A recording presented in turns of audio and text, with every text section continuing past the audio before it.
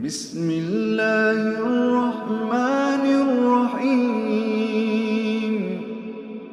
Kalau tidak salah di Muhammadiyah pun itu menempatkan niat ini sebagai rukun sholat. Nah, saya mohon maaf, saya secara pribadi punya pandangan yang agak berbeda. Bagi saya niat itu bukan rukun, tetapi syarat sah. Apa bedanya? Ini pernah saya jelaskan kan? Tadi saya dari rumah sebelum berangkat ke masjid ini saya kan mandi, kemudian mengambil air wudhu, berangkatlah ke masjid ini dengan niat ingin melaksanakan sholat maghrib berjamaah dan ingin menyampaikan tausiah. Berarti niat sholat maghrib saya pasang di rumah, berarti dia di luar sholat toh. Nah, sehingga ketika saya akan takbir tadi diimami oleh imam tadi, saya tidak perlu lagi memasang niat karena sudah memasang niat sebelumnya. Itu artinya niat sebagai syarat sah, berada di luar dia. Tapi kalau niat itu menjadi rukun, berarti berada di dalam. Jadi Bapak Ibu berdiri tadi kan, sebelum mengangkat takbir pasang niat dalam hati. Nah, itulah rukun.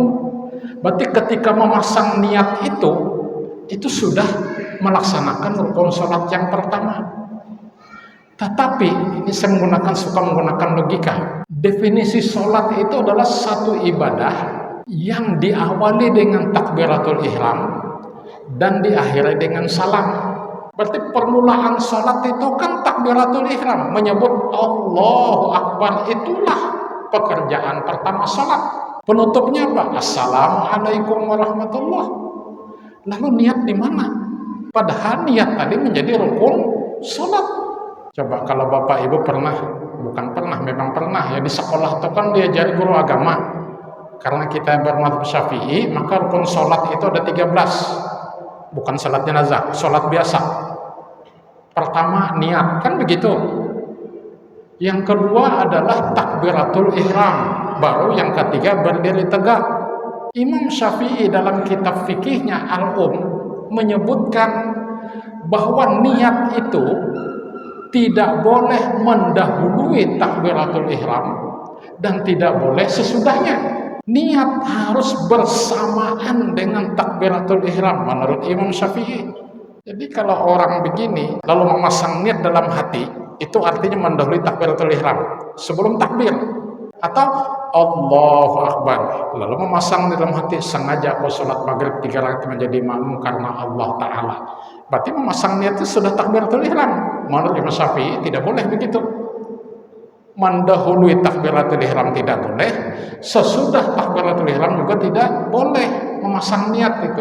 Tapi harus bersamaan. Jadi ketika Allah, nah begitu Allah itu pasanglah niat di dalam hati bahwa kita akan melaksanakan sholat apa tadi. Demikian pula kalau sholat jenazah. Ketika Allahu Akbar yang pertama itu langsung bersamaan dengan itu pasang niat. Nah, makanya kan masuk akal punya kita niat itu dalam hati, bukan dilafazkan. Kita tidak menyalahkan mereka yang melafazkan, alasan untuk menguatkan kan gitu, enggak apa-apa. Karena melafazkannya itu di luar sholat. Cuma persoalannya kalau lafaz niat yang usoleh itulah yang disebut niat, ini menyalahi pendapat Imam Syafi'i. Kenapa?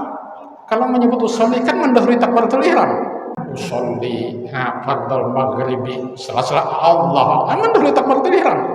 Kata Imam Syafi'i harus bersamaan. Nah, ini pendapat saya ya, bahwa niat tadi bagi saya pribadi itu bukan rukun tetapi syarat sah.